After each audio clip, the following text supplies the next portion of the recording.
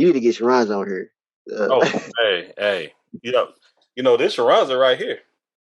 I had to show you mine. I got the first pieces. Hey, shout out to Sharonza. Shout out to all our siblings once again, from Sharonza, Jason, Jerron, even Justin, Jordan, the Chris. Much love for all the Drakes, man. Much love to the Pops. Much love to your moms, man. I'm be doing something real deep with my mom very soon, and from Estelle to Essie, this is right here. It's the makings of us, but we wouldn't be us without them. Yeah, that's deep. As again, I absolutely agree with you, brother. Yeah, you gotta put your women there. They especially back then they went through a lot that wasn't even documented. So them leave it at that, and then it just. That's when I'm happy we're doing what we're doing here. Because if I had the opportunity to do this with them, I absolutely take advantage of it. You know what I mean? Yeah. Absolutely. But now, continue with the makings of Jeremy. The joy of children laughing around you. These are the makings of you. It is true, the makings of you. What's up, good people? Good morning, good afternoon, good evening. It is your host, Mr. D713, or Drake, with Everything Culture. And we are back with the makings of you. And I am not the only Drake in this building at the moment. I would like to introduce y'all to my eldest brother, Jerm Drake. What's happening, brother, man? What's going on, bro? How you doing? I'm good, man. Happy to have one of my first brothers on here, especially the eldest. And I love sharing my folks. I love y'all sharing yourselves with my audience and with the world. But I really appreciate you coming on and like me learning. I always learn something new from family, so I'm happy to have you here. Let's say that. Oh yeah, no good. All you had to do is ask. Just that simple, man. So the makings of you is just that. It's the makings of you. I'm gonna ask you some questions. Majority of them are open-ended. It's really to get to know you a little bit more about your background, your upbringing, your childhood, things of that nature, your perspective on the world and things. But this is all you. There's no wrong answers here because it's the makings of Jeremy. Ain't nobody in this world can talk about Jerm Drake the way Jerm Drake can talk about himself. You feel me? Oh yeah, I got you. Give me. Yeah. Ain't nothing better. So we're going to have around about 30, 35 questions, get right into it. And the first question is, how would you define yourself? Myself? Yes, sir. Well, good question. I would try to define myself and try to be what I would want other than how I would, myself. That's a hard question because I'm fair, but I'm fair into a sense, but it ain't gonna be easy. You know how young I look. So me growing up, everything was like a test because I look young and they don't know. Mm-hmm. So with me, I take life as it comes. I was always judged not to have no expectations. My mother always told me I'm not God. I'm not on no jury. I'm not a judge. So therefore, I should have no disrespectful opinion of anyone. In life that does happen, but you just try to keep it to yourself. And I guess I'm more of a person. I try to keep my balance and I keep everything square and tight. As far as my respect for people and how people treat me, and I try to be the same. And I'll tell anybody. As far as me on a personal level, I'm going to be your reflection and then some. I try to be a reflection on your best day. But if you give me a reflection on your worst day, then I've said I will give it back 10 times over. You see that already. I'm sorry. Go ahead. I think I'm just one that's built on respect, But I'm somewhat of an activist, but I don't really, like I tell my friends, I don't need the applaud and the praise and the acknowledgement. At the end of the day, I just want the respect, because I'm doing what I do for our people and what I love, So I'm just big on respect. And I just think the way I was taught, how I came up. Already. And that's kind of leading into my next question is, what cultures do you represent? We go to Black America. Okay. Now, I mean, how you want to talk to me personally? At times, if we just speaking brother to brother, it's more. Before just being a brother giving advice to you. For me personally, I was coming from it as an aspect as a black man in America. You know, it's no. If you really study your history, so many variations of where we come from, how we were brought over, and even new variations of how slavery was brought about. But the point is simple: there was struggle and strife that was placed upon us by another people, another culture, and we was with that being said, we were given our said freedoms by these same people, for which we fought for. Perceived freedoms, as I always say, perceived freedoms. But with that being said, so you can just I look at the world like this, like somebody told me, or I think I maybe once read. You being black, you know, we could we could scream Africa all day. That's beautiful, but put like this: a white person, they can track their descent, where they come from, and they can actually go visit. Some of them, you know, keep so in touch and keep their record book so tight, they can go to their birthplace overseas, England, wherever they may be from, Sweden, however. We got to go to Virginia more than likely. Slave ship, scattered records. Hope you get lucky. So we really don't know where we come from. We could take a test, and it'll give us somewhat percentage of most likely where we come from. But you know, I can't go over there with no what's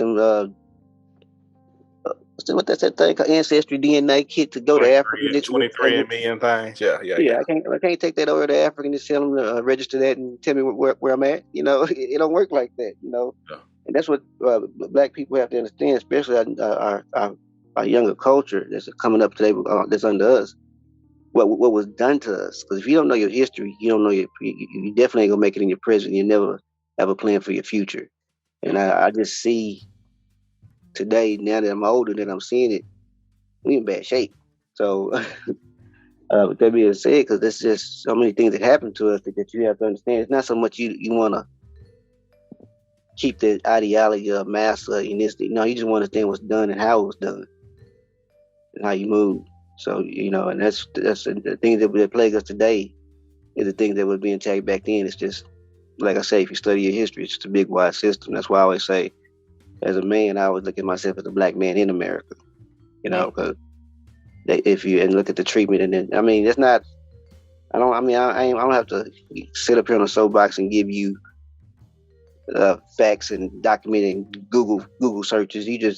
When I say black man in America, for black man in America understands that he know what it is. I mean, I don't have, you going to work every day, just a simple drive, you see a police, you know that tension, when now that I'm old and how the world popping and how these laws shooting, and well, I take that back, how it's documented now that we have cameras, it really kind of messed with you. When I got pulled over one time, he told me to get out. Bro, I was just looking at his camera. And I was looking at him, letting him know I'm looking at his camera. I'm not a Facebook type dude where you just get all fly and start recording. I'm man to man. You go do what you do, you go do what you do. I'm trying to respect you as a law, but I was just looking at his camera. I don't know if he's shy or what, but then I started looking at his eyes because he was in a good spot. I could have I'll play before I die. But he did it. He did the right thing. Because his backup came and ran my stuff, and I was good to go. But it tripped me out because when I was younger, didn't care about the law, super defined. But now you're trying to live. You got something. You have value, and you have something to live for.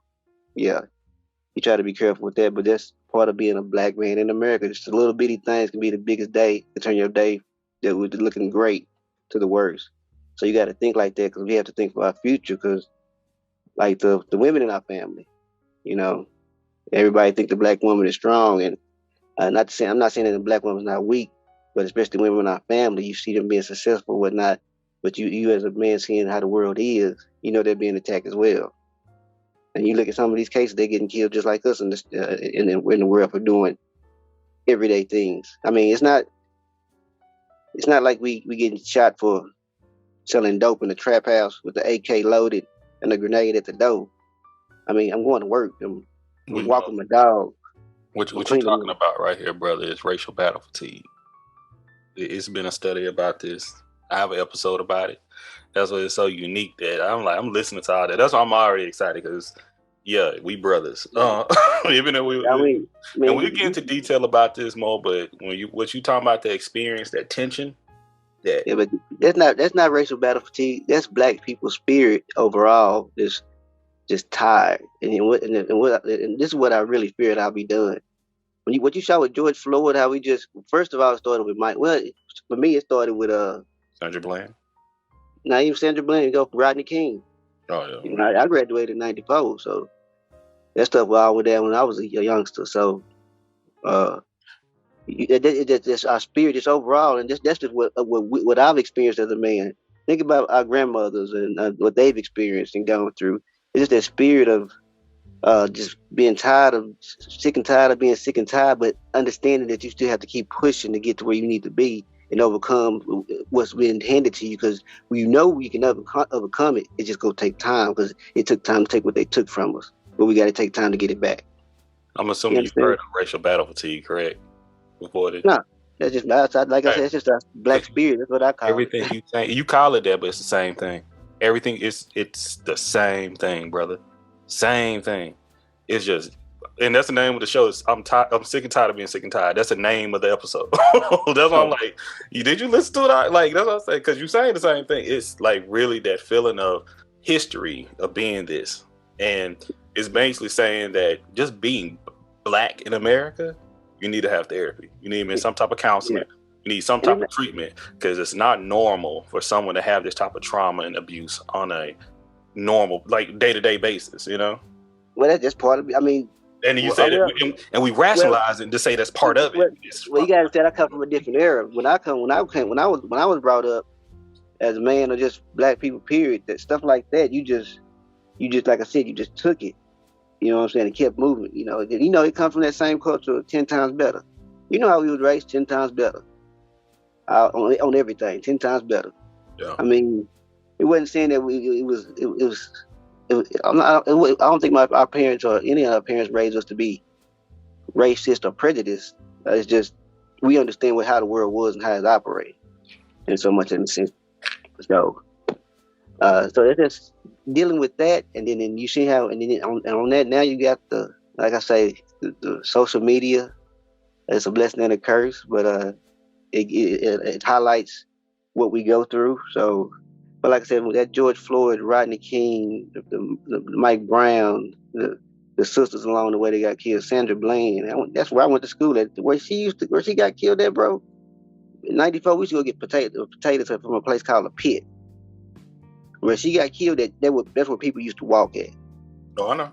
I used to walk to class. I stayed off the yard right there. I would walk to class off them apartments right across the street from there. If they had panned it out, it used to be, I don't know if they still there. It would be some apartments right across the street.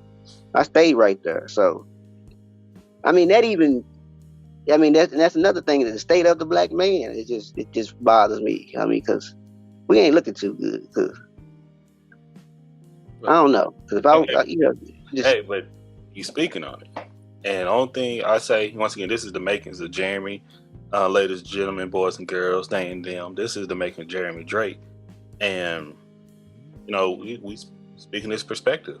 But you kind of spoke about it a little bit earlier. But where are you from? Oh, I'm from born and raised in Fort Worth, Texas. From a city, Fort Worth, Texas, and a city within the city called Lake Como, Texas. My family is by way of Mahia, Texas, both sides. But we've been shared. My family's set roots here back in 40s, 50s, whatever, and I've been here all my life. Went to school and pretty much a Fort Worth boy. Went to school at Como Elementary.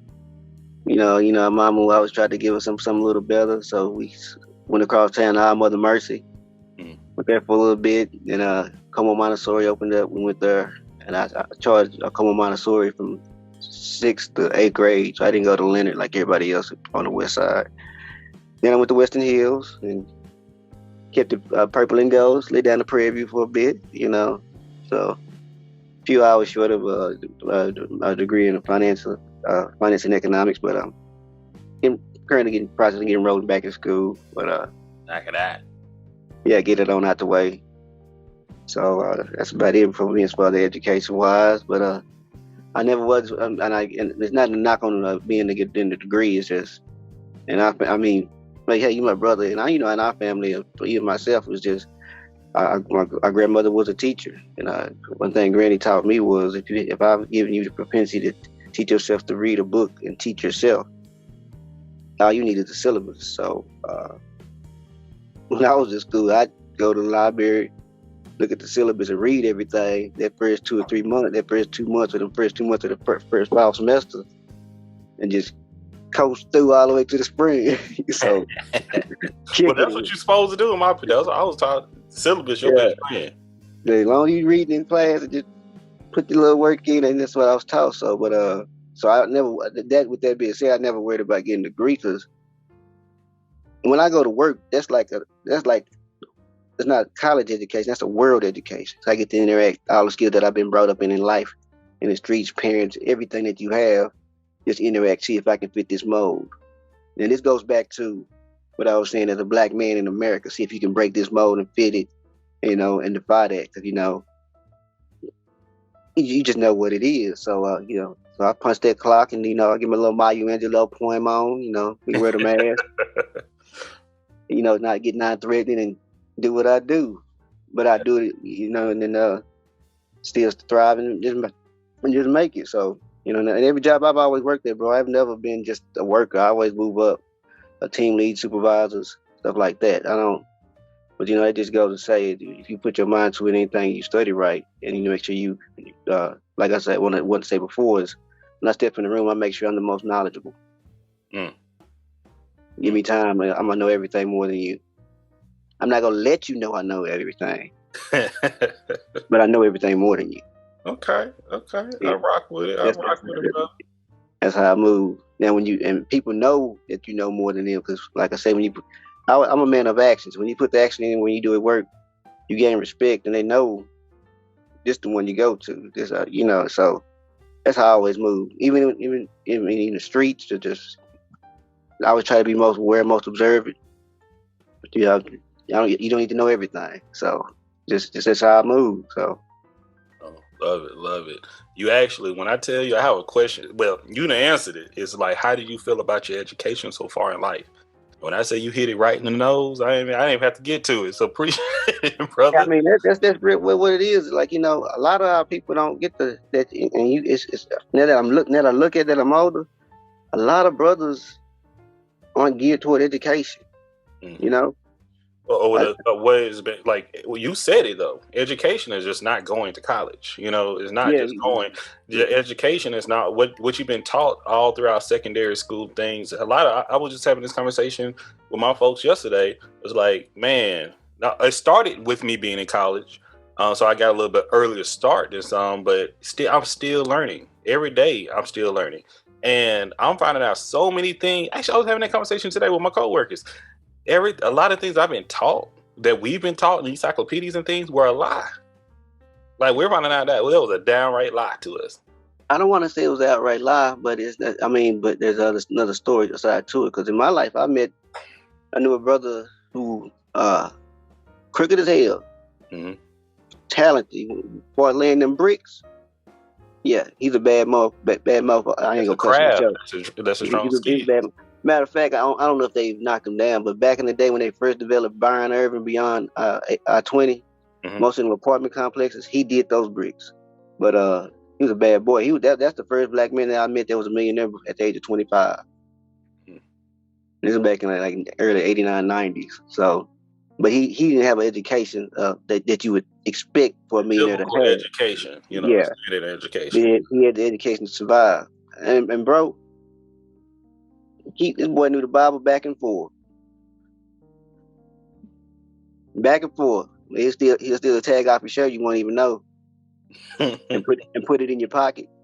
Take the money out your pocket at the yeah, I mean, it just goes to show you that many of the disciples had lives before they met Jesus too. You feel me? You know, they had stories. But that goes back to show. But you know, a lot of people understand. If you really read the Bible for what it is, Jesus really, he wasn't a peaceful dude. He was kind of like a gangster somewhat. Jesus carried a sword. I'll put it like that. Kept it moving. Like that's what I know. Trust me, I know. he dealt with the downtrodden, you know, the fallen, the ones that not the pontificators, the ones that's not so great. And speaking of that with the religion, I think that's the problem with some of the churches nowadays. They're not reaching these youth like they once was. I don't know what is the belief system or how it goes, or other people find other ways of having other deities or whatever. But the church is not as strong as, to me, it's not as strong as what it once was in the Black community. And I think that's where a lot of a misperception is, that you can work through the church all the time. Sometimes you have to have grassroots organizations and have other means to reach the Black youth, because there is a big disconnect right now for us, the youth and the elder, and when I say youth and elder, that's the past and the future. That's a big disconnect. Hey, speak on it, brother. I put it like this: we don't need to get our stuff right now, like just even acknowledge it as a people, whatever the community you're in, your family, whatever. If there's an issue, we need to start thinking about Black finances and Black empowerment as far as our financial structure. I mean, we're gonna be in trouble, because what they say about 2053. Well, when I'm 75, something like that, the Black wealth is for Black wealth all across any state in America is gonna be zero. Our financial impact could be zilch. It'll be the Asians, the Mexicans, the whites, and so forth. But our impact to be that, that small people with the Asians that's on the pie, that's gonna be us. Now, all us Black people in America, we can't make. That's just gonna be telling. That's gonna be a big bad thing. So, and these are conversations we intend to have on the future on the shows about. And I think we've had maybe one or two, but getting to the nitty gritty of it. I know other podcasts are doing it as well. We try to touch on a little bit of everything, but it's absolutely valuable. And it's valuable. It's so needed. Like what we doing out here is because they just simple and plain. They just trying to take a neighborhood and gentrification. So, I don't want to get too much into it. I'm learning about you, but it's us. And I always tell my folks, like, I try to limit the conversation, but it's real, because the only thing I can have control over is me. Right. I touch. That's the only thing. We brothers, we know how our family get down on some things. Everybody, some people are responsible, some people are not. Not like we don't try to uplift them. We ain't like we try to pull that cable toe. It's like we do it, but it's like, man, well, let me show you what I'm doing. Let me show you how I can pull it. Let me show you this, and I can come back. But we gonna show you how to do it. But if we just see you just ain't gonna do it, and like you say, we'll help you till we can't help you, or till we just like, nope, we can't help you no more. Yeah, but I understand with that help. We still leave the line of the trail how you get to us. That's why I was like, we still be here, but we got to keep moving. Yeah, but but when I got to go back on that line where I left you and pull you up, I've been helping you. Excuse my language, but I'm gonna talk some shit. I say it. You fine. I say it all the time. The movie Harriet, the most recent one, that discussed Harriet Tubman. Like, I used to be, I don't know if people. I never considered myself an activist, by all my friends and many of the people. I'm very much of an activist, okay? And I used to be real hard on my folks, real hard on my friends. Like, if you ain't going to this march, you ain't going to this protest, what you doing? Why you wasting time? Why you playing? Man, yeah, it's in us. Matter of fact, I'm going to tell you something about Demetrius' daddy. He was one who was working with Western Hills when, like I said, when the Como High kids became segregated with Western Hills. I can send you the picture. Uncle Hugh, he worked on the Voters' Rights Act with white students. They got a picture of him and a whole bunch of other students. But he was one of the main leaders in that. So it's always been in us. And go even further, I reach in my head. I forgot. I think it was Uncle Deke and some other. I don't want to be misquoted, but we had a long history of family members that served in the services, long line. And I'm not talking about if they 4 years and got that. I'm talking about ranking. Yeah. So, but I know I know the story is factual. But they came home back in the gap from a war. I don't know which one, but however age what Deke was, and they went to the bar in my head. They get lunch and they sat at the front. And so, long story short, somebody told them they couldn't eat there. They were shocked. They just came from fighting in the war. And long story short, one of them told them, "We go eat here today." And you know how that went down. It was a nice little old scuffle. They ate there and had the pleasure of whipping some ass and went home. So I don't know. So it's just things like that. We've always been activists. Yeah. I mean, that's just natural if you care about your just being a man. That's but a it's not responsibility. natural though. Like you say, it's not. I wouldn't say it's like to me. I say it's natural. I can't see any other way but to do it. I'll go crazy if I can't speak up for what's right. Well, it's not. I guess it's the way you label it, bro. I don't look at it as being an activist because it kind of irks me because it means like it's kind of like a dude that pay child support and then be posting all the time. Yeah, I pay my child support. Motherfucker, you ain't there. That's what the hell you supposed to be doing. Child support ain't love you hard. I know you're doing the bare minimum. I absolutely agree. I'm gonna shut the fuck up because that's a different topic. But hey, that hurts my soul, bro. Because it's like I paid this, but bitch, you don't get. Especially if you got boys or something. How you ain't you? When a dude say that, put like that. That's a measurement of a man. That's in my book. I keep them over. I keep them over there. They ain't in my circle. I keep them over there.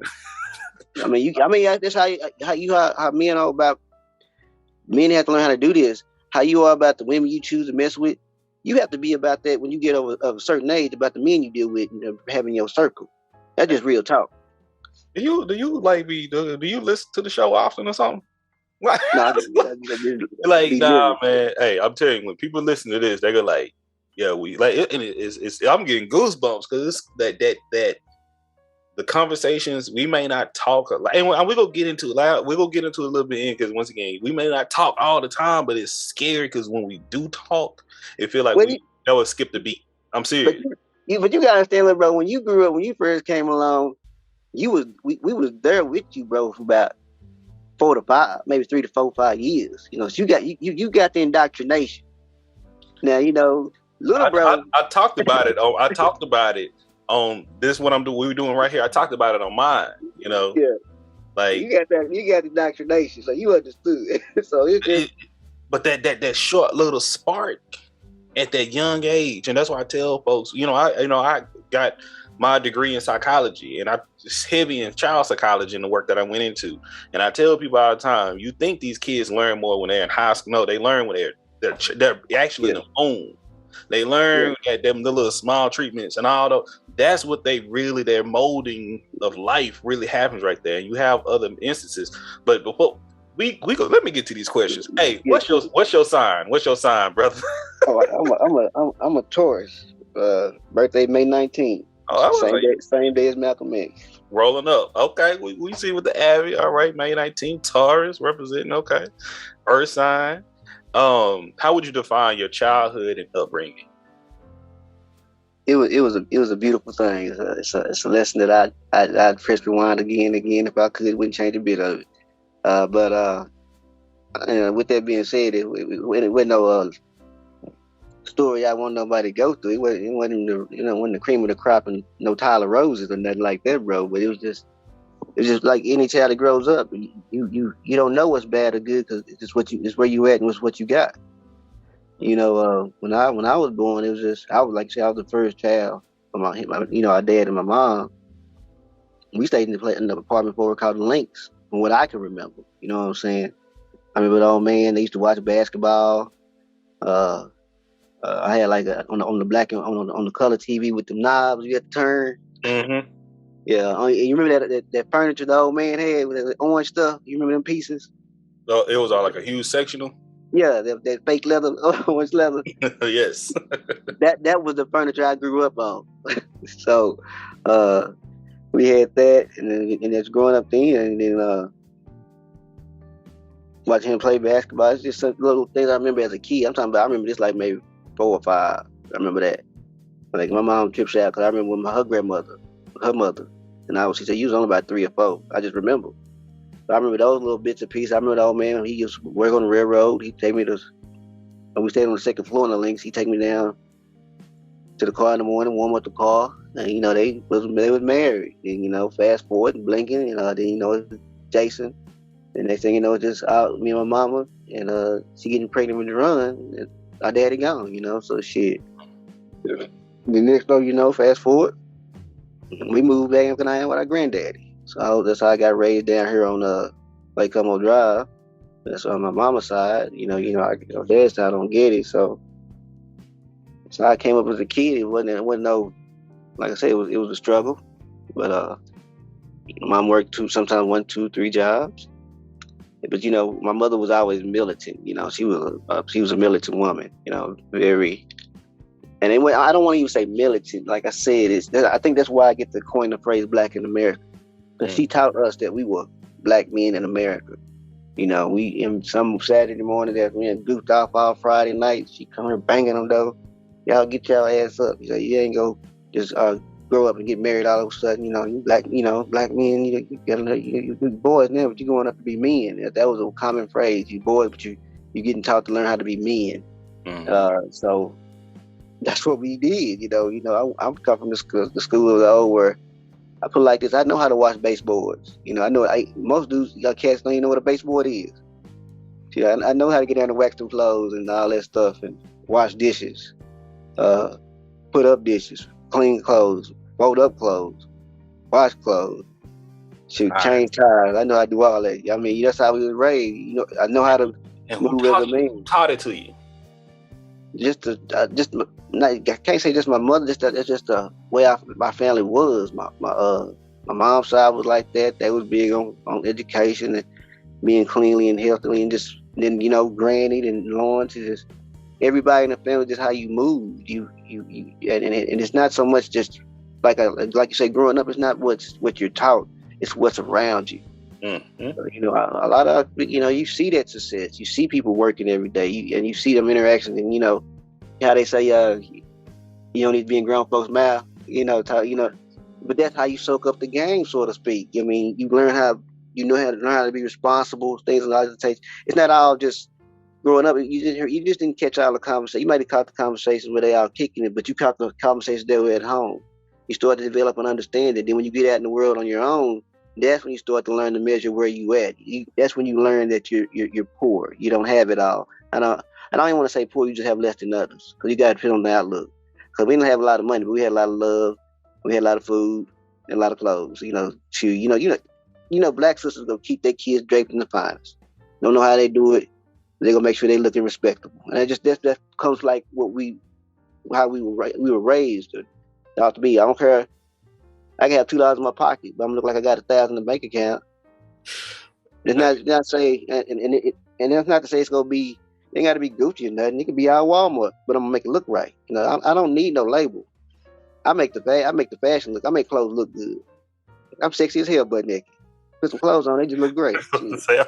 Hey, but man. Hey, y'all. Thank y'all for tuning in. Thank y'all for listening. This is the makings of Jeremy Drake, the eldest of the Drakes, right here. The brother Drake, the most recent generation of brothers. Okay, we hopping into the next question. This might be a number. I know the answer. Okay, of course, but everybody else may not know. But do you have any siblings? Ain't it 8 of y'all or 7?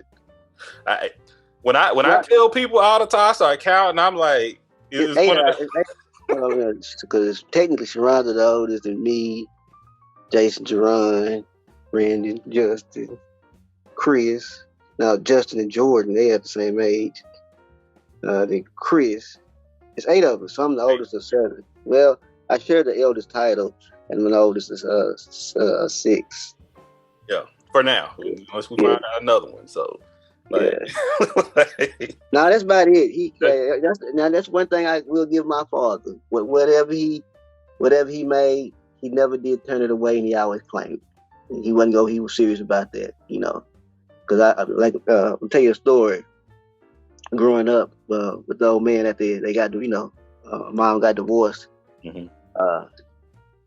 We see the old man on the weekends. You know how the thing goes. We should be with him on the weekends, but old man still do try to do the black man stuff back then. You go to the gym, kick it with your boy. Mm-hmm. They always, jostle with them man and high side them.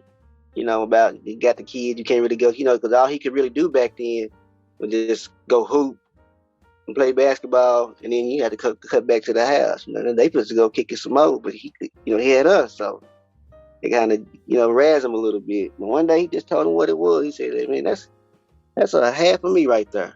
That's half of me. Whenever I get a chance to see mine, I'm gonna get mine." That's the thing about my old man. He wasn't never one about child support or nothing. He paid. If the mama let you see you, he'll let you go see it. He go get you. But he was always be extra if he give you extra more than he could. But he told him that, and then I remember that as a child. But fast forward, I don't know if you knew. His homeboy, homeboy D Wade. He said, man, your daddy was the reason why. My dad, like, nah. I said, I've been seeing y'all before. They said, no. I said, no, he probably brought him around more because Lawrence said that. But I started seeing a lot of my daddy's friends' kids after that.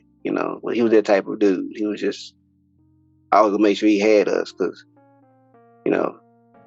plus, I guess he knew how our mother was, so he knew we needed that freedom anyway. So, like I said, our mom was a militant, but our family, just being with that said, her family was a little bit hard. They was, I say they were a little more stringent, than Lawrence side. But they both, Well, I guess I don't understand. I'm still studying that, bro. I have to get back to you on that part of that family side because, like I said, they are down from down home in my head. So I got. Hey, they're both ignorant. We got our family ignorant. We're gonna have to do this together. That's what I'm saying. I'm trying to give you some support on this. That's what I'm trying to do. We're doing this, okay? Our family very educated, knowledgeable, but we don't mind being ignorant. Hey, it runs on both my sides too, brother. Okay, literally, brother. Yeah, when I was down there last weekend, somebody I said I name dropped you and took care of me very well. Appreciate you. Okay, I don't know what his establishment was at, but hey, hopefully. Matter of fact, I think it was at Happy's, the fish place you told me to go to. Yeah. I just said Irwin, and I said Drake, and she looked up, and then she had a smile on her face throughout the whole process. And the great establishment, I'll be going back.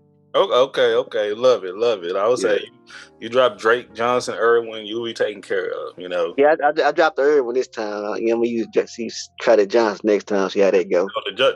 Man, you just say J.D. Estella, he'll get you some places. You feel me? Like, okay. Seriously. Yeah, okay. Yeah, I'll do that one next time. I'm going to check that to myself. It's all love. So when did you have your first sense of responsibility? Yeah, I think my first sense of responsibility is like my two brothers, Jason and Jerron, growing up. And, and a funny story about that is just growing up, you just think you're just growing up. You're not really kids. That's how you know you got it good. All kids really worry about, man, is growing up is that when they're hungry, they fed, they got clothes, and they play. It's time to bathe, they got the basic necessities. They not like us worried about the latest brand name. They don't care about all that. They're taught that. But all they was about growing up and having a good time. Yeah. But it really dawned on me when you start going to school and those kids who were taught to be materialistic or taught that the thing they had on had more work value than what other kids had on. Kids can be hurtful. Like I like to say, the weak, those are the children that were weak, could be hurtful. So just to be strong, but that in turn hurt other kids. It's a cause and effect.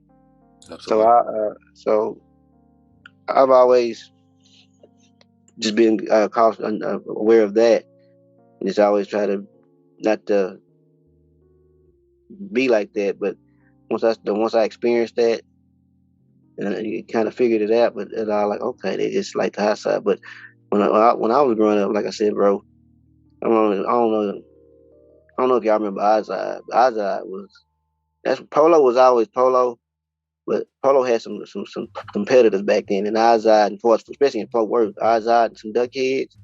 Yeah, he was casket sharp. He was ready to go. They brought back You know, the kids. yeah, Lacoste. Yeah, you don't know. Lacoste, But, yeah. yeah, Lacoste Capers. made a comeback.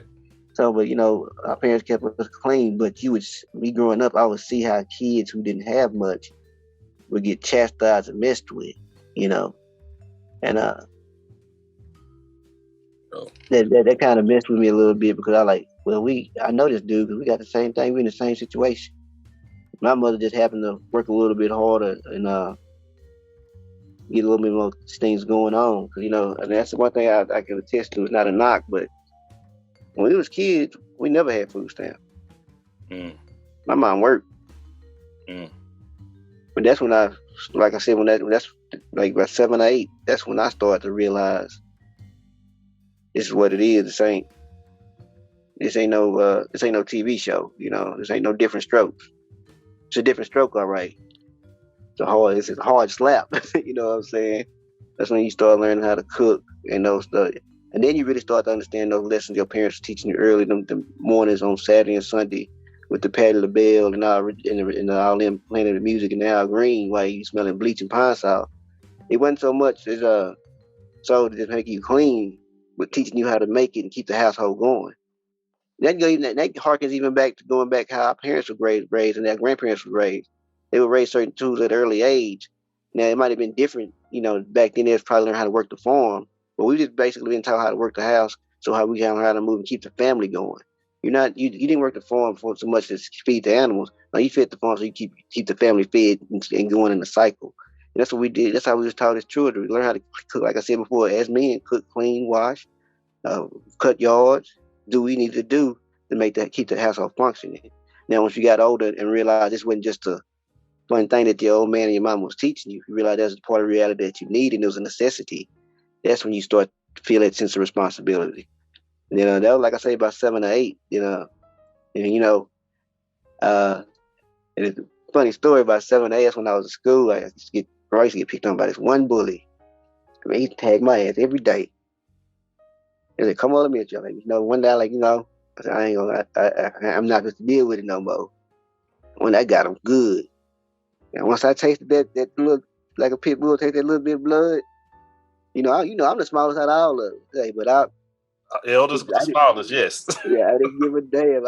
After I got that taste of that little blood, I was bad. I tried cutting anything. And one day, my auntie, my rest in peace, Joanne, one of my mom's elder sisters, second to those, we was in the tub, butt naked. And my brother, the guy when we were still little, we was bathing together. She said, "Yeah, you got to understand, your brothers are gonna follow and do everything that you do." It tripped me out. I'm like, whatever. I'm acting bad. I'm having a good time. But then, some kids that we grew up with on the South Side, and we used to go on the weekends. When I was about 10 or 11, maybe about 10, about 10 or 11, maybe I want to say 12, but more likely not 10 or 11, maybe 12. His older brother did something. He got one of his brothers shot. Got him put out there real bad. Wow. I'm like, God, hey. I don't remember the names, but I just remember the situation. And it's on the South Side, man stayed on Baker Street. So up there down the street from Glen Gardens and all that. And that's back in them days. That's when it was rolling. But that messed with me. So that's when I started understanding the responsibility as an older brother. That's when I started watching how I move, seeing how we teach, and start teaching, teaching Jason to run the right way to do things. And like I said, then you was a new addition. You came along, so you got it 3 times worse because as soon as you was able to sit up, we was getting you the business. Oh, I know. Yeah. So so we're not just so much violent. We just talking to we talk. So we make sure you can say stuff and all that stuff. Man. So I don't know if y'all remember this, man. This is one of my earliest memories. It was I remember the orange couches. I remember this when Pops, he had the roommates. I think it was a white guy and a dude that was a mailman. I always forget his name now. But one that had the machete. CC. CC, yeah, CC. Okay. Facebook, CC and I want to say Dave. Yeah, I mean, You got a good memory. That's when Dave left when we was kids. Yeah, Dave was cool ass white boy. He could paint. He didn't want to inspire those men to paint.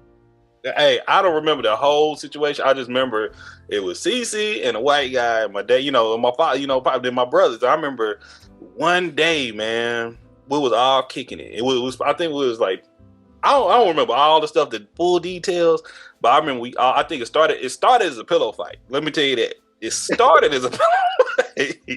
Then it started throwing them blows left and right. But man, it was still, it wasn't even about completely being mad about it. Only one of us got an ass whooping though, because he wouldn't get right. And we all, every one of my siblings listen to know which one it is. Okay. Yeah. But it was like one of those things that I just remember. It's like, that's something. When I remember my brothers, we talked, we had a good time. I still remember when y'all ass used to give me that unplugged controller. It was like, I think it was my first time playing. I think it was the first time Sonic came out. Boy, when I said I was hurt, I didn't understand it till right when I was about to go, and I like, you lying ass. I have been deceived, dog. Like, cannot be messing up my coins while I'm trying to get the. But then I go back and do the same thing, it was like, but that was my brothers. That was at a good time, and I remember those real young moments with one another, us eating, the Barbie, the burgers, the grilling, all that, that's what I look at as and older we became, it always had that love. I don't ever remember having a argument, a dispute with any of my elder brothers. You know what I mean? We never did. I remember when I was kids, our first time down there at Tyler, man, that was like a playground. Your granddaddy had the goddamn that mound of dirt and the property across the street and that big old house, man. That house like a maze. You go this way, and Jason Drum come in toward the end by the beauty shop, then they come back in to the back door, and I'm in the living room. I said, "Where y'all at? How y'all getting here?" The kitchen was all space age. That was just a good time, and a lot of people don't know that. I was telling my girl when we went down there like this past week, I said the Popeyes, and that's probably one of the most original Popeyes. No, that Popeyes was just, man, boy, when that Popeyes was built, they built that Popeyes when I was leaving, like when I was in high school, like junior college. But I'm talking about y'all. When I was a kid, the first time we had Popeyes was we used to come see y'all. They shut it down and they brought it back. That's what I'm telling you. Oh, okay. So that original Popeyes that wrapped around the corner for that Popeyes, though, man. I like people. It ain't what it used to be, but that one that y'all had, the old Popeyes, man, some of the best Popeyes chicken I had in my life. Yeah, I remember Tyler, and that's how Marcus Carlos had them bikes. Whew. That's the reason why I don't ride motorcycles to this day, because I was driving Carlos. He burnt my leg. Hey. Once again, I'm looking forward to interviewing my other cousins, man. When I talk to the stories. When people talking about, these kids don't get out like they used to, I'm like, because y'all were dangerous. Y'all crazy as hell back in the day with the stories I be hearing. But that's generations. That's the cultures that we have. But I still have a cassette with all y'all on it in Tyler. Right in my closet right there. A video? Video cassette. I'm moving it to put it on the DVD. Yeah, I need to send you this one. Oh man, we got a U. But not a DVD, but USB now. Yeah, we got one. We got one still got a VCR, but he got the tapes when we was kids. We was recording each other when we used to be in the back room. That's when the Jukebox Network used to be out. I think we were trying to teach you what the RoboCop or something. I don't know what it was, but we got a video of that. Hey, if we have any of those cassettes, anything like that, let me know. I will fund it and just try to put them on a digital hard drive so we can keep it and share it. And share it. You can share that easily. Like I don't want to miss out on any of the memories that's been recorded for us and that we have, because that's valuable to me. That's valuable to me. So, but let's get back into it. How were you disciplined when you was growing up? How were you disciplined when you didn't do what you was supposed to do? We come from a different era, like I said. CPS was like. That was like a joke. It was like that commercial wasn't meant for you. You know what I'm saying? And along with what I'm trying to say without saying it, you got your ass beat. You know what I'm saying? But I don't want to say that to make it seem like black folks back then just beat their kids for any old thing. When you got your ass beat back then, it was a lesson that was being taught that you wasn't adhering to. So they made you catch on quick a little bit more with the ass whipping. especially when they explained it to you as to why you was get this type of discipline. So you understood fully. So it was just the way that was just the way it was back then. Like no man had a method of strike one, strike two, strike three. Shoot, third strike, he coming to get you. He don't care. He ain't got time. He ain't trying to have no understanding. This third strike, yeah. I never had to get disciplined much by my old man because, like I said, his ass whoopings was they're memorable. I ain't gonna put the old man out there. I ain't gonna be descriptive and put him on blast, but you know. But and what you said right there, when we talk about, previous CPS worker, child welfare in this building, but a lot of people, it's not abuse when it's levels. Don't get me wrong, it is abuse, but when it gets to the point where it's been explained, it's age appropriate, whatever they may be, and it's like I worked in the field that like people just beat the mess out of their kids and don't even say why, don't even remember why they did it. That's abuse. That's abuse. That's forgot. You forgot they untold you. They gonna tell you why they whooped. I untold you, didn't I? You go. It's like when you getting your ass whooped by a parent back then. You was actually signing your contract. Your NDA agreement to not say nothing after why you getting your ass whooped because they did not tell you. Yep. You make you agree to his ass whooping because but they did tell you. So, like I say, seeing them CPS commercials, it was like, yeah, nigga, if you look like you want to call it something, she tell you, well, when I get out, I'm gonna whoop your ass again. So Yeah, it's an episode with Atlanta. I don't know if you watch Atlanta. It's. I be binging. I probably catch that now in July. hey, it's the first episode is like heavy on that, and I want to give people points of views on it because things. When I talk to people about how that field is and that I'm upcoming soon. By the time this episode may be coming out, I'll be already ready to drop season 4 because. Man, when you hear and see the stuff that on the other end, you go, even though being disciplined, I've seen kids, the worst type of abuse is not even physical abuse most of the time, I've seen some things that's like I don't want people to think that we didn't get abuse. We got discipline. There you go. That's what I say. It wasn't it was discipline. It was space. That's all. I mean, we had professional. Our family was well trained in that field of discipline. And I really hate it when people say, well, that's a whole slave mentality.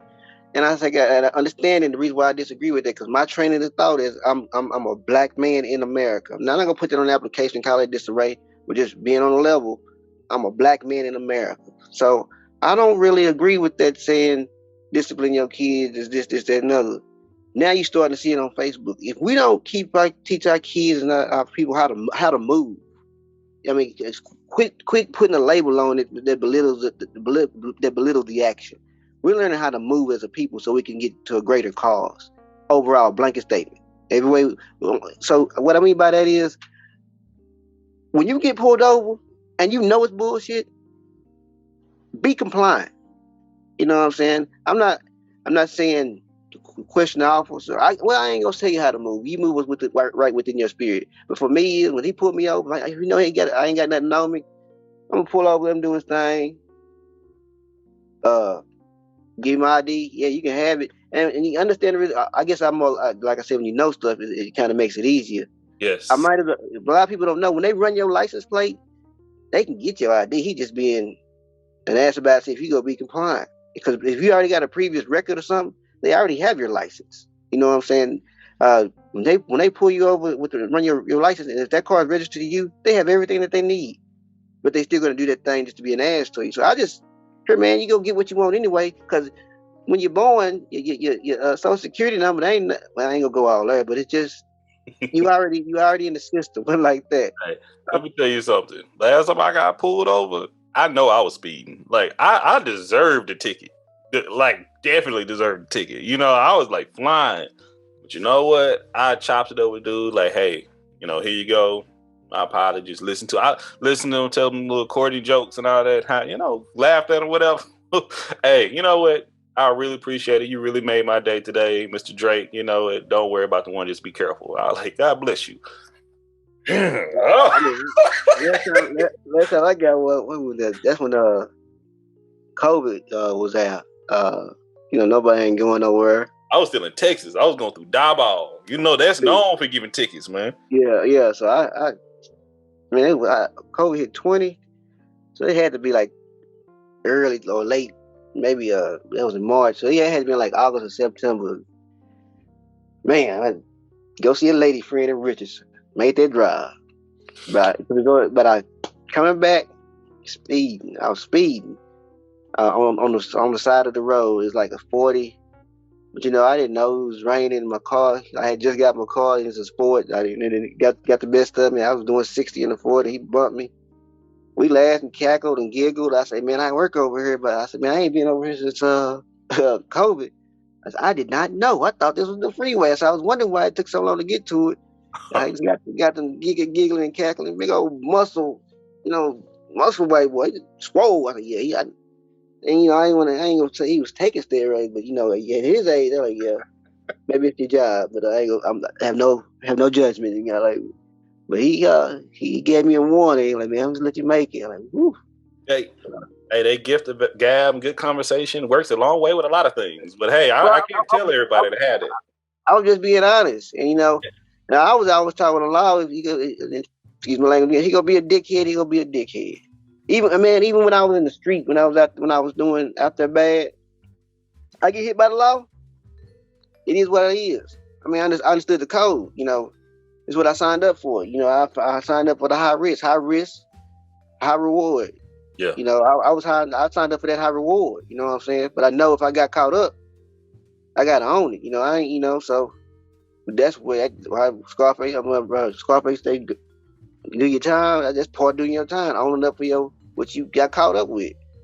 So I just happened to be out there and I didn't have to worry about that. I didn't keep caught up like that, but that's how I was. But I ain't gonna keep talking on it. What's the next question? Yeah, I'm about to say one thing we do. This is pre-recorded, so let me know. What were and what are your beliefs? We was raised as Baptist Christian, whatever you want to call it. But through my studies and just living life, and I put it like this: when I went to come on a story, Miss Jorgens, I think my 6th grade teacher, we was going over birthdays, and she told me this. I said, we was going over birthdays, and she said, what's her favorite famous person? I just said May 19th, and she was all big-eyed and little white lady. I'm thinking, what's wrong with her? You don't know your birthday? Oh, no. And I really didn't care. I went into the thing. But she made me go look at Malcolm X, and from that day on, that's when I started really it just opened up my eyes as to what the world could be. Because I guess this was, like you said, we as kids or humans don't start learning later on in life. No, you learn at home, whatever the situation is at home. So just to get that, bro, that was around the same time where I was learning everything what it was. I guess the only way I can sum it up where everybody can understand it is I was learning to be black, a black boy in America. What it was meant to be black. It's not what you see on TV with the white boy and his family smiling and having on the finest clothes and having 2 sets of cars and all that shit. So I learned what it was meant to be black in America. So relate that however you put that on your journey in life. But that's what I was learning as a young boy. But just to get that interjection of Malcolm X to show there was somebody that was against the grain, that just immediately then I just started reading all the black books in the library. And that's when I started getting, like I said, our parents taught us to read. We was just always reading to practice, but just reading to learn about us as a people, that was a beautiful thing. Paul Laurence Dunbar, Phyllis Wheatley, Maya Angelou, so many, even photographers. My boy Gordon, just so many things I learned just as a people, how beautiful we were as a child as I went through this struggle. So that's was one of the big influences for me. And what was the question again? I'm like, can you read the questions that I have up? I said, I know I didn't ask that question, but the next question is, who has been the biggest influence in your life? The biggest, there's several. I could just name off. Like I say, as far as a person I never met, but the big influence was Malcolm X.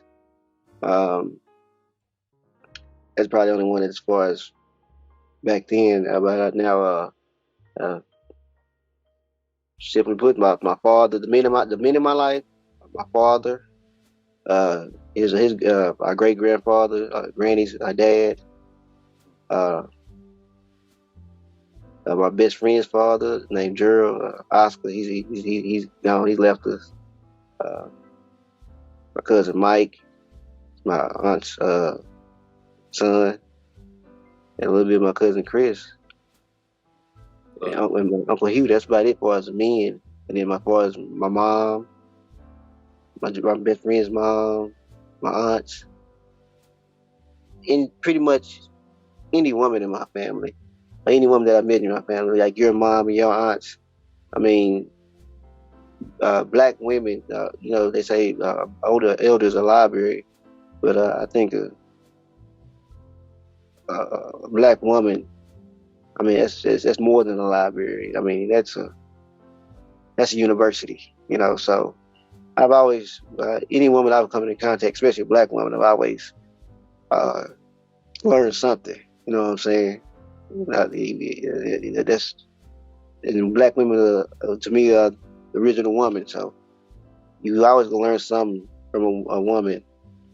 That's how I look at you, and especially sisters. All the women that come in my life that's raised me, and women always. Me growing up, I always had that notion of caring and raising you and uplifting you as a young boy, even as a young man. There's not all of them are perfect, but all the women in my life, primarily my mom, my best friend's mom, my aunts, a couple of lady sisters that I worked with. There's just so many levels to it. I could go on and on. That's why I had to say all. But those men I named, those ones I try to pattern myself after, and my ideologies and thinking, and but like my friend just say, just be me within that. And another bit, some of the people, most of the people I name, they're not glaring personalities, And I always just say that the things that my mom and my dad taught, I always appreciate, and the things that they didn't do wrong or didn't teach me, they taught. That's how I learned from that as well. That's why I learned not what to do and what to do. So the things that they did do, I learned how to do. The things that they didn't do that they should have done, I learned how to do those as well. But it's not. I don't have no ill regrets. They didn't. I put it like this, bro. They didn't have to. You and mom and dad didn't have to have that magical moment and bring you in the world. So I'm appreciative. We here though. We here though. Yeah, so shoot, and it just happened that our parents had to keep doing it, and old man kept to keep doing it. He made 8 of us. So yeah. So you need to get Sharon's on here. Hey. This Sharonza right here. I had to show you mine. Hey, I got the first pieces. Hey, shout out to Sharonza. Shout out to all our siblings once again, from Sharonza, Jason, Jerron, even Justin, Jordan, the Chris. Much love for all the Drakes, man. Much love to the Pops. Much love to y'all moms, man. I'm be doing something real deep with my mom very soon, and from Estelle to Essie, this is right here. It's the makings of us, but we wouldn't be us without them. Yeah, that's deep. As again, I absolutely agree with you, brother. Yeah, you gotta put your women. They especially back then, they went through a lot. That wasn't even documented, So them leave it at that, and then it just. That's when I'm happy we're doing what we're doing here. Because if I had the opportunity to do this with them, I absolutely take advantage of it. You know what I mean? Yeah, absolutely. But now, continue with the makings of Jeremy. What is a book, a movie, and a television series that you'll recommend? Oh, a book.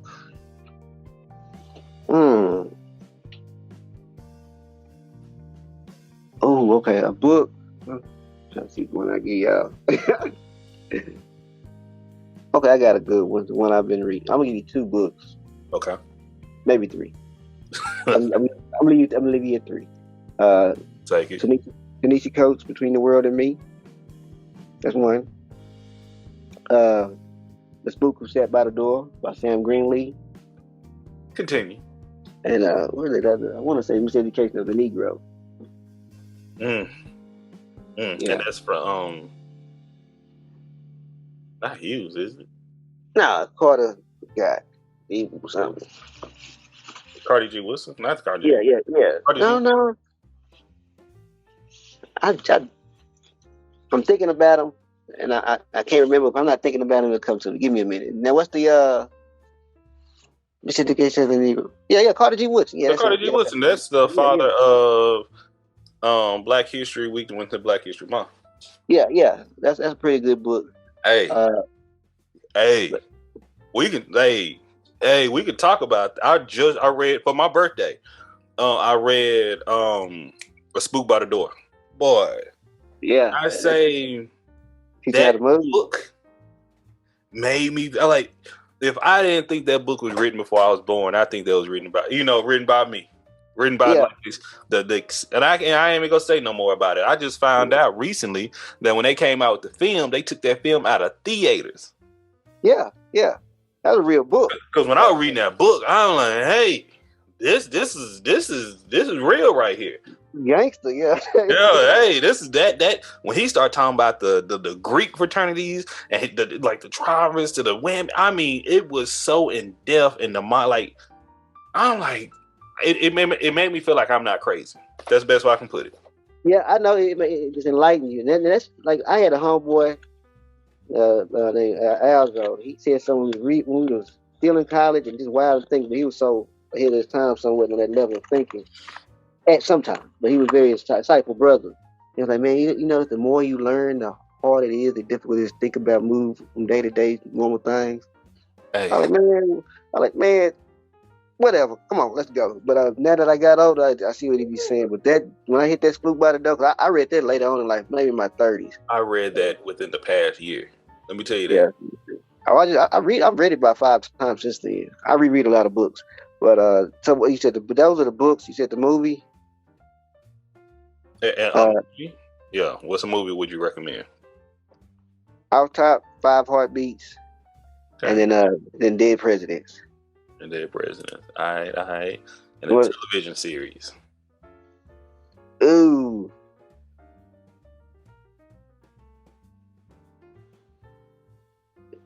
Can it be 2 television series? Hey, this your show. This is the makings of Jeremy. It's on you, bro. Oh man, it's let me see if I still got it. Now the television series I would say, if it was a television series back then, it's a toss up. I would say Roots of Good Times. Either one of those, and but no, I'll just go with those. I forgot the name of that show. Roots and Good Times. But also there's an HBO special. It just talks about the making of men and how men come about. It's really truthful, put it like that, and it just tells you how you make me want to find it now. But I'll give it to you. You can give it to your people, whatever, later on. But that's a good show. Have you watched Snowfall yet? See, not yet. But here's my thing about my knock on Snowfall. I read the book. I know who that's based on, kind of, sort of. Yeah. So I studied that, read that brother's readings, and just diary and contra and all that. You know, when you get to knowledge and studying people, how we've been dealt with and done, that's gonna come across. So I read all that, and then at the same time, that's 80s type stuff. Man, like I say, man, yeah, where I grew up, growing up where the old man stood. I'm putting it like this: my old man stayed on Baker back in the day, and on the south side, the Sun and Moon was right there in the Glen Garden Apartments that was rolling. When I say they was rolling, they was rolling. I mean, I seen that. You know what I'm saying? So it's not no big deal to me. And that's why I want, but that's why I want to pick your brain about it. Because when I watch it, I was born in the 80s. You know what I mean? I watched the 80s. I was raised in the 80s. Yeah, I was a baby in the 80s. So I was like 80. So I seen that. I mean, I put it like this. A little secret. When I used to go to the old man's on the weekend, it was a cat. I guess he peeped game, observing cat. He always noticed we come over on the weekend.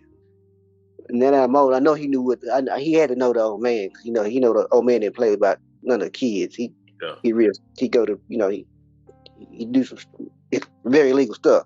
But so So, but anyway, he called me one day. He said, "Man, take this package over here to this apartment. I come out and get playing the video game, get some candy on the low 10 speed." That was the Glen Gardens. I took the package up to the thing, and then I brought another package back. That was when I was still green, and he gave me $10. So on the weekend, I go look up for him. But one day I wised up. During the summer, I opened up the package, seen that work.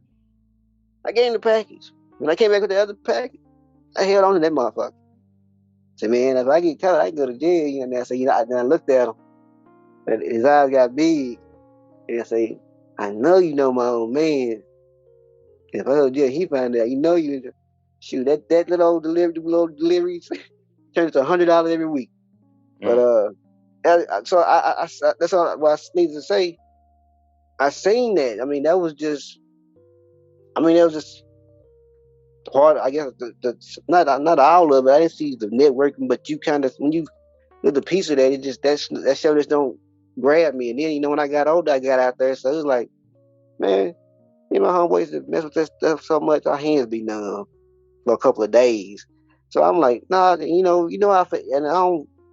I don't talk on certain family members that can't speak for themselves on both sides. So what our family for is how that stuff goes. So it's like we grew up in that somewhat. That's why I want, and that's what got me. I don't like those type of films shows. I don't, man. I haven't even watched The Wire yet. You feel me?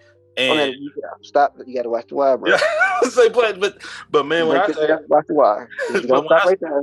I'm gonna check it out. I'm gonna check it out. It's on my. I'm like you. I like to binge watch, and I got to make some time. When I get into it, I'm gonna get into it. Yeah, you gonna be into. You might change your whole episode programming after The Wire. The Wire is real. But when I watch Snowfall, I'm like, man, they touch so deep about. And trust me, I think about our family when I watch that. There's certain scenes and episodes. I'm like, that substance changed so much so quickly. They talk about how it went from heroin to cocaine, crack, like boom, boom. And they were like, the dude, like the father in it, he's big on like, man, I've been in the game, a Black Panther, the whole nine. But this stuff hit different than anything else. Yeah. I'm with man. I can tell you some stories. I had the authority to do so. I've witnessed that. I've seen, and then we had a lot of hustlers. But we had a lot of people that had issues with that, and I don't care if we had 100 hustlers in our family, or if we only had 2 people with that problem. That shit hurt me more than that. I just wish it never did come to what it came to. But it's not just our family; it's every family. It's something hard. It's a big test on the structure you call family. Hey, we're gonna have a conversation about that on Everything Culture, because that was a culture. That still is a culture. God. But when I came home, it was like, and when I was growing up, it was the weed was a joke. I mean, it was just weed. It wasn't all this weed like it was. It was just regular old green. Syrup was around back then too, but you just had to be in the know on syrup. It wasn't no rap thing, and it wasn't. You just knew somebody who had got sick, put like that. So, but it was like very relative. It wasn't even. It was so unknown. It was. He was classified below weed for us being in the street, but it was out there. And our big thing was that cocaine, but my big thing was the crack. So, that my money making when I was out there with that. And once again, we don't say anything to our people on the show. Okay, yeah. I just said that when I was out there. Those were the drugs that was out there when I was out playing in the street and just there you go. Like, that ain't incriminating nobody, but that's just I'm protecting. Listen to the words carefully. I never did say nothing. But, that's all. Like, I'm just I got to put that up. Nothing was going on. This is but I'm just saying. Back in those days, that's what it was. But then, because right now it's meth and heroin where I'm at. When I came home, I came back down here about 2000, 2001. When I came home, I came down from Houston, PV, back to Fort Worth. And that's what seen your little classic seat neighborhood, but you could tell, I could see that the neighborhood was, it was healing, so to speak, from those years of going through that and finally coming up out of that. You could see a sense of healing somewhat. It was still rough, but you could see a sense of healing for the family side, people who went through that. But then I go to work. My supervisor, that's when I worked in Nokia. She young chick. I thought, but I didn't understand because I was still green to it. Shoot, she start the shift and 10 minutes to her shift, she be walking and she just bam, just slump, sleep like 2-3 minutes hard. I said, man, this girl got an affliction or something. She's supposed to be on her medication. And then somebody pulled my coat on and said, no, she on that, she a meth head. And then short ice. And it just trips me out how the drugs that's affecting our youth is more geared towards not us for change, not black people. But we still fall within those trappings still. Yeah. Or any other drug for that matter. But it just trips me out. But now what really trips me out is when I was growing up, for me personally, the ones in my family that was involved in drugs, on either selling them or smoking them, I was just hoping neither one would get caught because you get locked up. Back then, smokers went to the pen too if they got busted with the drugs. So, but then all of a sudden, you got these meth heads. We need to get some help, some prevention. I'm thinking just gonna lock them up like he did last time. But I had to take into consideration it's a different demographic that has this issue. So there's gonna be a different set of rules. So but it just tripped me out. Like, God, it's black and American again. But I see it live in effect in where I'm located right now. Live in effect, live in effect. When if I pick up this camera right here and walk no more than maybe 30 to 40 yards, it's right there. Oh yeah, it's now like it's not. But now so the bro down here the line's so blurred. I mean, Texas is different. Texas, no, the line is blurred. I mean, I'm talking about the people that's on it. You can pick his cats. What am I? 40-something, 45. His cats in their 18s and 21s and 23s is already out there gone. Crash test dummies. Well, then no, yeah, because it's out here. It's up here. But when I say the treatment of it, it's very different. Like. But that one thing we're gonna save that for another episode. We're gonna do that. Okay. Is it like Texas like that, or is it a little more liberal? Heavily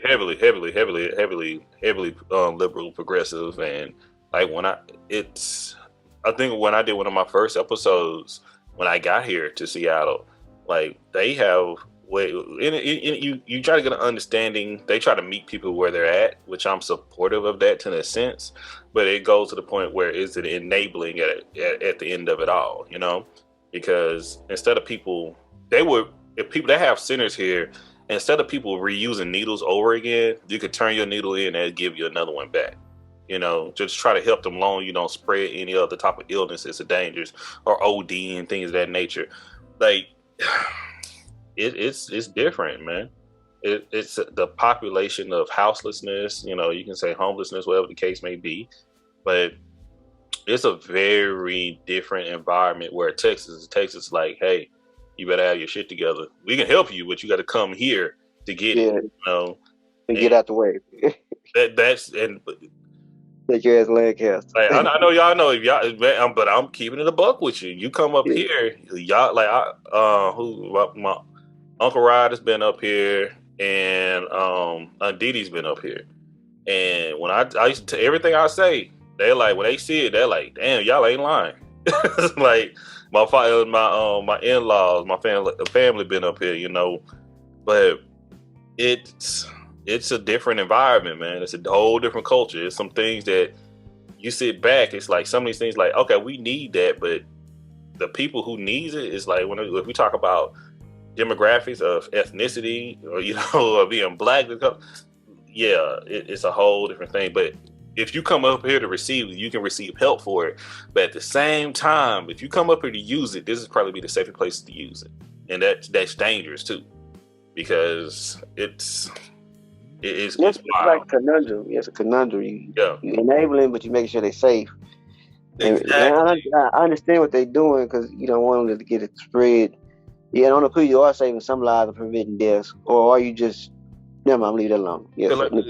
But that's a conversation we're gonna have in the future. That's what I'm saying. But that's real. That's a culture, and we speak about it. That's how we grow to speak about it. Yeah, that's gonna step on some toes right there, big time. Yeah, but we have to speak our truth and try to make growth from it because once again, we come from two different cultures.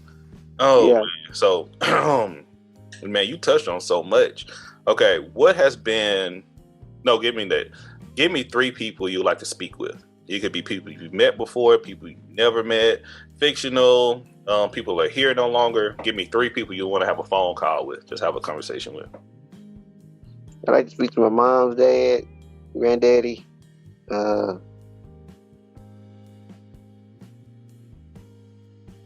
Malcolm X.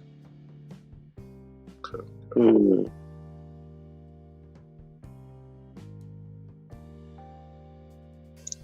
And on the cool, it don't matter. Oh, you went on mute, bro. Y'all, sorry about that, Mr. Klein. I like to speak to if I go back in time to speak to a tribal leader from Africa, just to get the skinny. You know what I'm saying? Already. What is your theme song? Oh man, it's I forgot that. What's that? I forgot the I'm a man, I'm a man, I'm a man. James Brown, This Is a Man's World. Hey, that's a real one right there. Okay. All right. How do you define joy?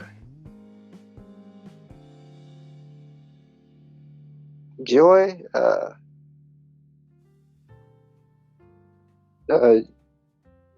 I guess short-term joy is, I guess I look at that as just being able to be given an opportunity to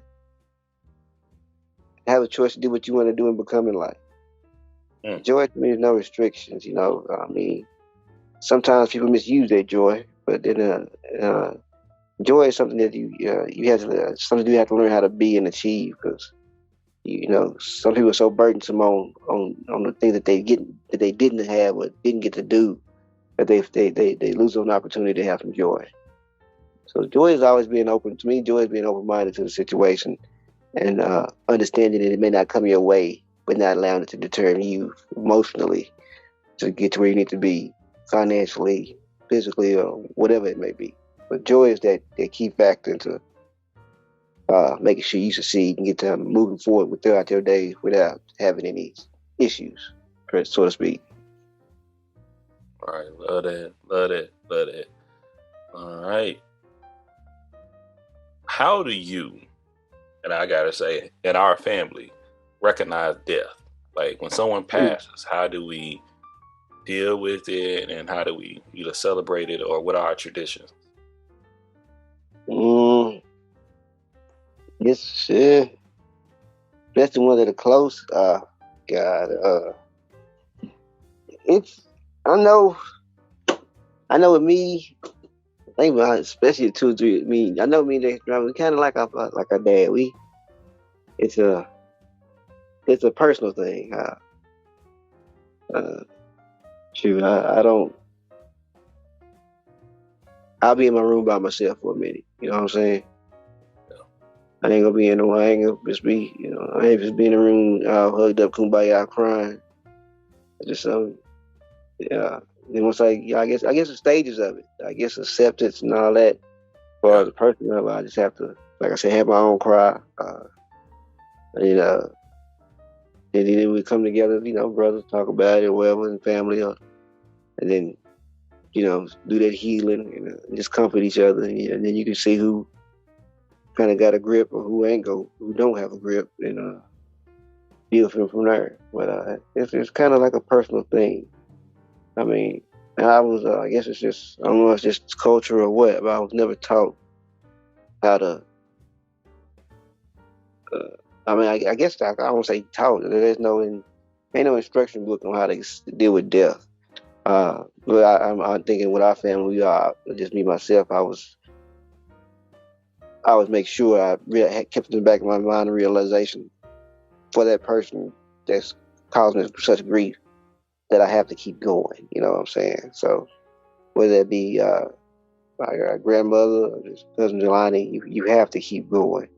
Yeah, because I mean, I ain't gonna lie, it's a heavy blow, a heavy burden, but you have to get that strength and keep going, because that's one family member that's transitioned, And as I gotten older, I've learned to see death as not so much so as the end. It's just a new beginning. You know, I mean, you whether you just spiritual or whether you're just spiritual or just or whatever you believe in, you have to have a faith that that's what it is. If heaven or hell, if that's what you believe in, you have to have that faith for that to be fruition for that next chapter in life. You have to have some type of belief, or what I like to say, a higher deity. So, I mean, I'm not going to sit here and judge you for whatever you call it, but a higher deity means that gives you a higher sense of responsibility and accountability. So, absolutely. because like right now, I didn't answer your last question before that. As far as my religious belief right now, I'm just more study from where I came. So I study a lot of African religions. But with that being said, I base a lot of my day-to-day movements on the 42 laws of mind. Just real quick, that there's 42 laws that a lot of Africans lived by back in the days at a certain time period.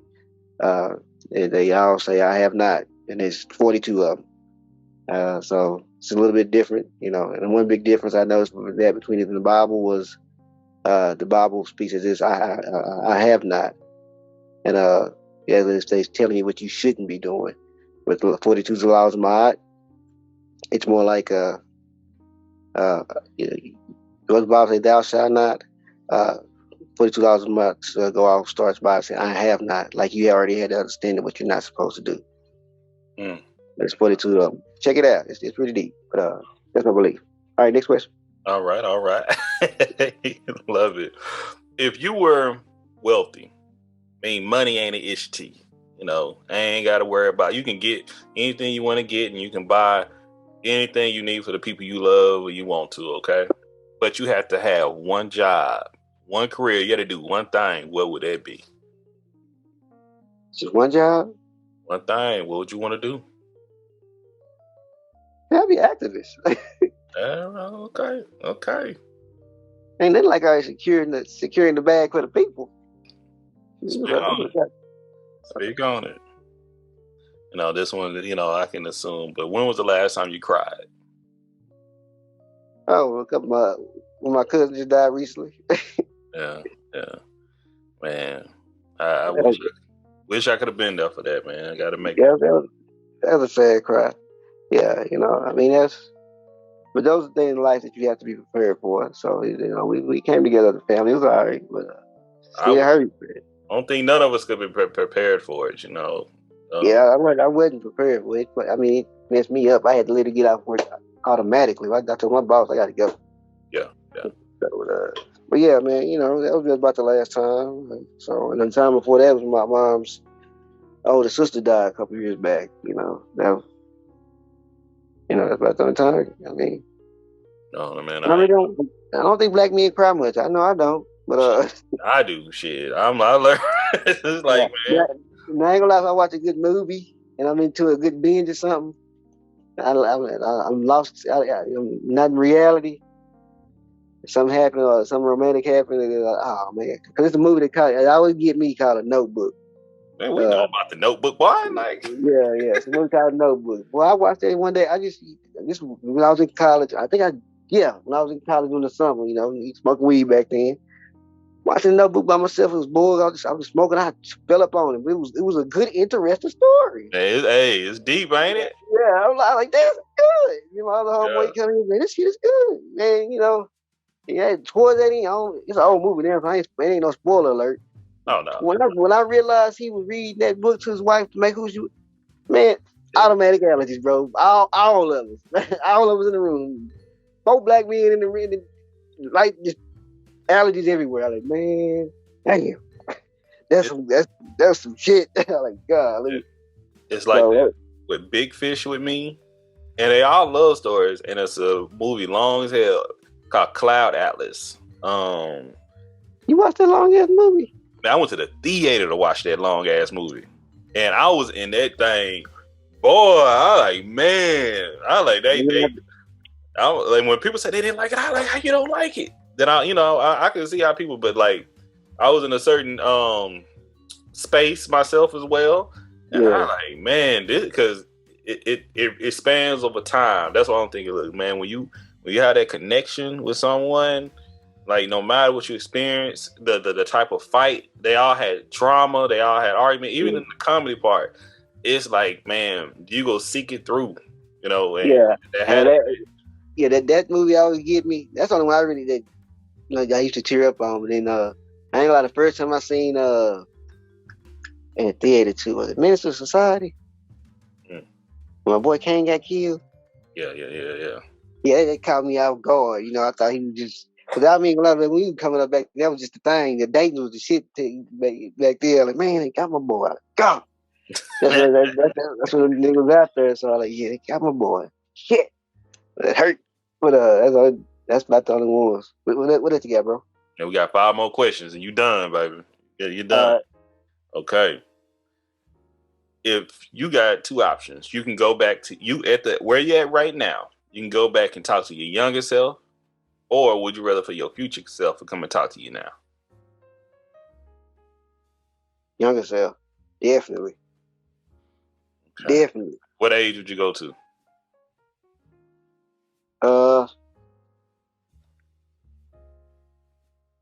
Probably till about 9 or 10.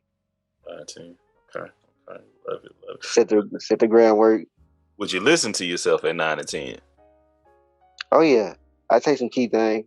Okay. That I was thinking about it. Like I said, I was always thought a deep think that I'd say some key things that trigger that attention span. And that's the thing about as a kid, kids are always listening when they're not even listening.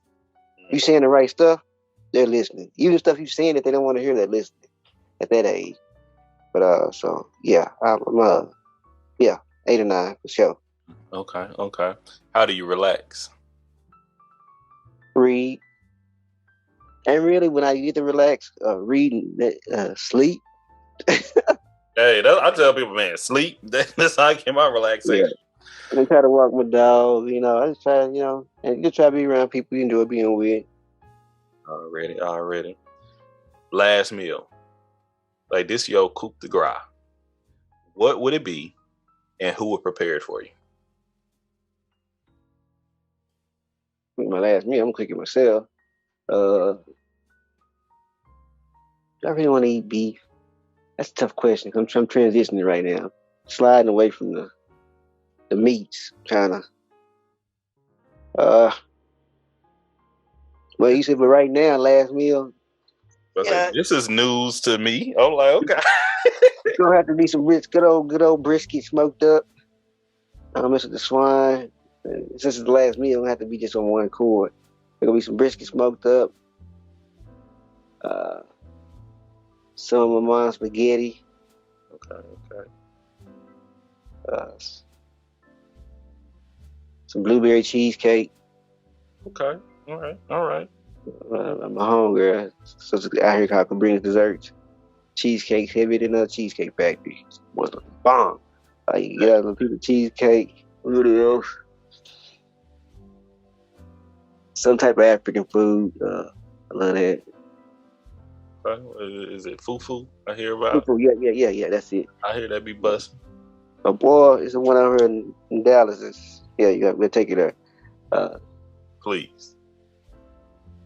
And I need some peach cobbler and some of Granny's garlic chicken. Garlic chicken. All right, that's a setup right there. That's a spread.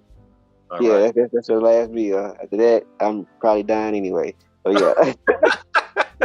Already, man. So, the last 2 questions. 1, what changes do you want to see in your culture?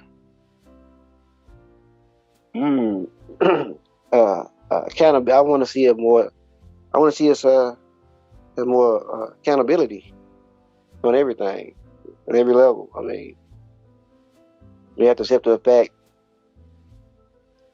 wherever we're at, we are at where we're here. We're at where we tongue tied. Where we at as a people is here because of us and nobody else. I mean, to me, when they gave us segregation, the way they presented it and opened it up, and how we just abandoned our black business and our black structure, And then, we were so bought up in wanting the ability to assimilate that we forgot that we need to build each other up, and that's the way assimilation doesn't start by integrating each other with businesses. Assimilation start by communicating with each other as communities. You know what I'm saying? We keep our black businesses going, we keep their black businesses going, but that like I say, go back to how if you study, they didn't teach us about the Black Wall Streets. And it wasn't just one; it was a many of the plethora of Black Wall Streets all across America. They didn't teach us about that financial empowerment, and I think that's why there's such a bitterness towards the church. They got that, they put that in us, that faith base, but behind that faith base, there's like they say, prayer doesn't work without action. That action that we was pushing back then was the financial empowerment and black empowerment. They didn't teach you about that. So that's why I think there's a bitterness towards how some people say church. That's why I was trying to keep up with my own dudes. And man, the church, he just don't understand. He still got some understanding, some more reading to do. But just that in itself, I think is important. Accountability is to understand that, hey, we got ourselves in a position about, and that's even myself personally. Yeah, black people, we too trusting. We let you in too quick. That's why I was to do self check. We let you in too. We get too close. We accept things for what it is, and we don't look at the cover. We don't. We always think we just a good judge of people, and we need to do our homework on that. That's how they got us where we at now. So and I don't say they as a race of people. I'm just saying as a system. It is. Then that's what's so sad. What holds us down, bro? It's a system. No, it's not. It's systemic and it's systematic. Yeah, systemic and systematic. But that can be broken if we do certain things systemically and systematically. What they put up against us can be broken. But we so broken, we can't even get to that to get there. That's what hurts. That's what hurts the most. But we so beautiful, and that's a whole other topic. I know. They call it black exploitation for a reason. They make it sound cool, but that's a serious word, a serious topic. Hey, right there with you, brother. So that's what I say. That's the main word. One, accountability, and love for oneself. We hate each other. We don't have a sense of family no more. We don't have that village anymore at all, and that's terrible. I'm pretty sure it's happening all across America with all black neighborhoods. We're not being gentrified by white people first. It's Hispanics, Asians. They all coming in for it. And rightfully so if you not taking care of it. But like I said, I don't want to say how we came up as a crutch, how we didn't learn about our Black Wall Streets as a crutch. But at the same time, we should have been somehow we should have seen and say, hey, we missing some things. But that's needless to say. We got time. Not much, but we got time. But just that'll be the two. Let me tell you something. I'm gonna have to send you the makings of Mr. D713 because this is scary. Let me. It's like, But we are individuals, Yeah, but when I tell you, it's like the same thing. And when people that listen to the show listen to this, it's gonna be like, we don't talk that often, y'all. That's the thing. It's like, we loners, but man, and it's all over the time. We don't talk every day. But we 2, 3, 4 months. What up, bro? You good? Yeah. All right, my lad. Yeah, but when I tell you, it's like we feel like we working in the same realm. We got our different paths, but we come back to the same solution. Well, the conclusion. I say that. Oh man, but this is the last question, and it is: how would you want people to remember you? I'm gonna be honest with you, that's an easy question. Whatever impression I left upon them when they met me, that's the impression they go get when I leave them, because that's one thing in life I'm not worried about. I am really not worried about what you think of me or how you remember me. But if I did what I was supposed to do as a man and how I was raised to be, hopefully you respect me. I say I put a smile on your face. If not, I can really care less. I'm working on being me. You see what I'm saying? That's why I don't get caught up with what everybody thinks. 'Cause like I said, I always taught not to judge. And with that being said, I always taught never allow myself to accept the judgment of others that pass what they pass upon me. Love that. They didn't bring me into this world. It really don't matter. I mean, people, even my boss, when he be talking to me, say, sometimes I think you be listening. I hear you, but you don't control what I'm supposed to do. You know what I'm saying? That's how I am. That's just how I think. I know I work for you, the company, you my boss, but I know more than you. And sometimes they know that. So that's just period in life. I don't never let people.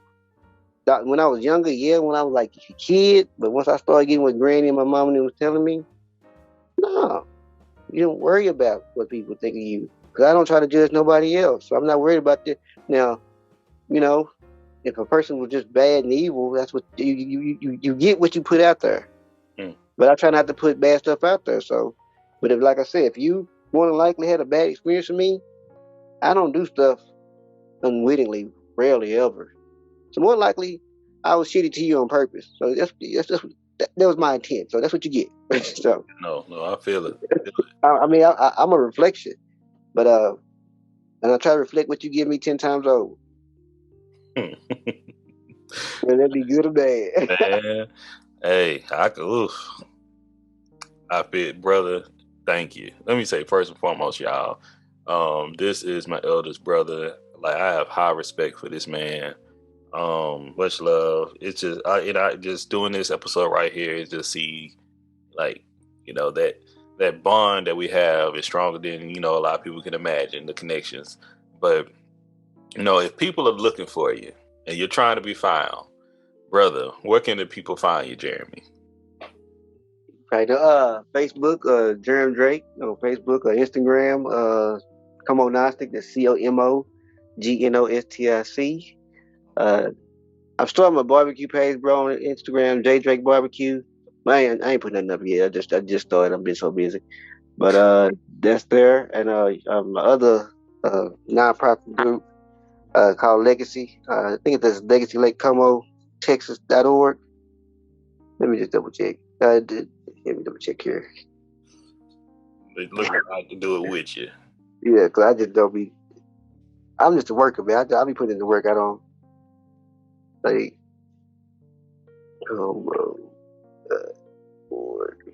I should have this ready. It'll be on my ass. No, you fine. Yeah, LegacyLakeComo.org. Check that out. That's the nonprofit group I work with. I'm the secretary. You know, we, fighting to keep our neighborhood not so much stop gentrification, but make the process as smooth as possible for Black people to where we still get keep our piece of the pie, have how we like to say, we control the narrative on that. Then let me do a little shout out. And we got Como Fest coming up July 3rd, 2022. Make sure to click the sign up for the vendors and volunteers for entertainment. Make sure y'all get on that. And then once again, that's at legacylakecomo.org. Holla at them. Yeah, check that out. That's and go to YouTube. The last year was good. It was good. Our first one was at on the block. Though it was again the old Black Wall Street in the neighborhood. We had it on there, but now we have it at the park down at the not say the creator of the neighborhood, but he got the 4th of July parade started. A brother named by Doc Wilbur, and all the Black. That's what we was talking about earlier about the Black high schools that they got closed due to segregation. Those classes, all of Como High is having like a neighborhood Como reunion. That's gonna be tied in with Como Fest. Website look good too, man. So y'all, we working. Check out #Legacy Lake Como too. So I remember that gas station as well. So yeah. It's, we on Instagram as well, Legacy Lake Como. Oh yeah, I'm gonna make sure to follow and support and share. And start with family first and foremost, because I know people, like I say all the time, I'm not letting that village die. That village would brought me up. That village would raise me, and I'm gonna keep, like, long as I'm breathing, it's alive. You feel me? So, yeah, but we were raised different. That's how we was. Hey, that's one thing my man dad said. He said, "I don't do that." And this is your daddy words. I don't do that step shit. That half, I don't play like that. Hey. My your sister.